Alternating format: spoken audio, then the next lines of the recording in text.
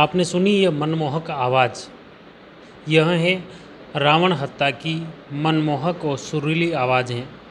यह एक भारतीय वाद्य यंत्र है जो राजस्थान के पश्चिमी क्षेत्र में जोधपुर, पाली और जैसलमेर क्षेत्र में देखने और सुनने को मिलता है, जिसकी आवाज़ ये अक्सर पूरे देश भर में राजस्थान के पश्चिमी इलाके में सुनने को मिलती हैं। इसकी उत्पत्ति श्रीलंका क्षेत्र में होना बताया जाता है, जो ये एक प्राचीन ताने वाला संगीत वाद्य यंत्र है। इसमें ताने में करीब 9 तार हैं और इसकी गज में 4 से 6 तार होते हैं। रामदेव जी व पाबू जी की फड़ वादन से इस वाद्य यंत्र का उपयोग किया जाता है। यह वाद्य यंत्र नारियल का बना होता है। मध्यकालीन इतिहास में रावण हत्ता राजाओं का सर्वाधिक लोकप्रिय वाद्य यंत्र था।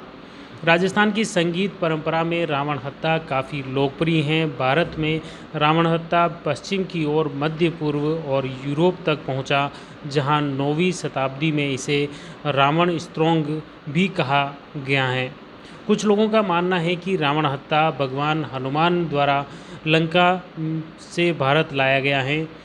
पौराणिक कथाओं के अनुसार रावण हिंदू भगवान शिव के प्रतापी भक्त थे और उन्होंने रावण हत्ता का उपयोग उनकी सेवा और भक्ति में किया था। हिंदू महाकाव्य रामायण और में राम और रावण के बीच युद्ध के बाद हनुमान एक रावण हत्ता उठाकर उत्तर भारत लौट आए थे, यह भी कहा जाता है। अब इसकी सुरीली और मनमोहक आवाज़ केवल राजस्थान के पश्चिमी इलाके में देखने और सुनने को मिलती हैं। पश्चिमी क्षेत्र में भी विशेष तौर से जोधपुर, जैसलमेर और बाड़मेर क्षेत्र में यह बहुतायत में देखने को मिलता है, जहां पर जगह जगह क्षेत्रीय लोग इसका वाद्य यंत्र में उपयोग करते हैं। और विशेष तौर से जो राजस्थानी कल्चर से जुड़ी फड़ वादन है, उसमें इसका खास तौर से उपयोग किया जाता है। रावण हत्ते की इस सुरीली मनमोहक आवाज़ में राजस्थानी फिल्मी गानों की भी जो सुर हैं वह बिल्कुल ही मनमोहन आम जन का मन मोह लेने वाली हैं। और इसीलिए देसी विदेशी पर्यटक जो यहाँ राजस्थान में आते हैं, उसके ख़ास तौर से जैसलमेर और जोधपुर क्षेत्र में जो आते हैं, उन मेहमानों की मेहमान नवाजी में यह वाद्य यंत्र बजाया जाता है, जो देसी विदेशी पर्यटकों को काफ़ी भाता है। अब देखिए, जो एक रावण हत्ता का कलाकार जो हमारे राजसमंद से होकर गुजर रहा था, तो उससे रोक कर उससे बातचीत की गई कि आखिर ये रावण हत्ता के बारे में वो क्या जानता है और ये कब से वो बजा रहा है। आइए बात करते हैं रावण हत्ता का कलाकार से कि आखिर वो इस कला के बारे में क्या जानता है और आखिर अब वो कहाँ जा रहा है, कहाँ से आया है। देखिए अब कलाकार की बात उसी की जुबानी। आप रोज नाम कहिए पहले। कमलेश भगवान नायक बाबूजी पढ़ वाले हैं। आप जैसे कई कतर टाइम हुई वो चीज़ कर रहे हो आप? ये 20 साल हो गए। अन्ना सीखो किस तरह? इस तरह ये जिसकी दुकान पर बैठे बैठे बजाते सीख गए। इस कॉलेज में जाते जाते। पढ़ाई वगैरह आपकी की थी? नहीं, पढ़ाई वगैरह कुछ भी नहीं। अच्छा, जैसे यही बजाता हूँ बचपन से। तो परिवार में और भी पहले परिवार में पिताजी वही ये धंधा कर रहा। ये जो यंत्र है ना, कहीं बोले इसका रावण हत्ता है। बाबूजी की कथा करने वाला है रावण हत्ता है। ये जैसे वरना बाद में आप बिलवड़ा होने शुरुआत की थी।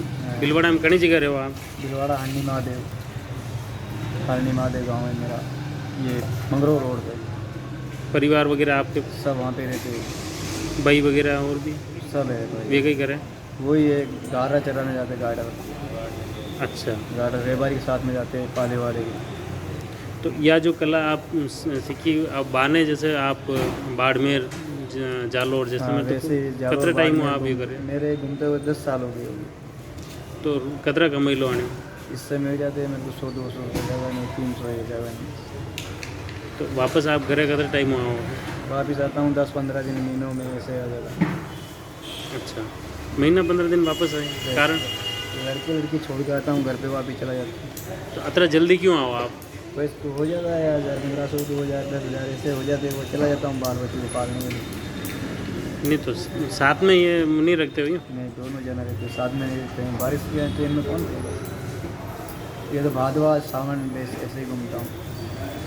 अच्छा, भादवा सावन वहाँ जैसे रहते कहाँ हो, रात कहाँ रहती है? वहाँ पे कोई दुकान है, दुकान पे रहता हूँ, दुकान है वहाँ पे। ले रखी हो? नहीं, वहाँ पे रहने देते, किसी को मना नहीं करते, कोई भी मना नहीं करते। अच्छा,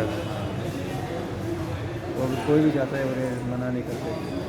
हाँ, उनके चौकीदारी टाइप ही होगी ना, हाँ हैं? हाँ। अच्छा, इसमें जो आप कितने तरह के भजन और गाने इस भजन तो हो जाते हैं और फिल्मी गाने भी बहुत चलते हैं इसमें, तो तो फिर- चलाने वाला चाहिए। तो नहीं, तो आपने ये जैसे भजन भी तो सीखे हैं, वो किस आदत कहाँ से सीखे, कैसे क्या?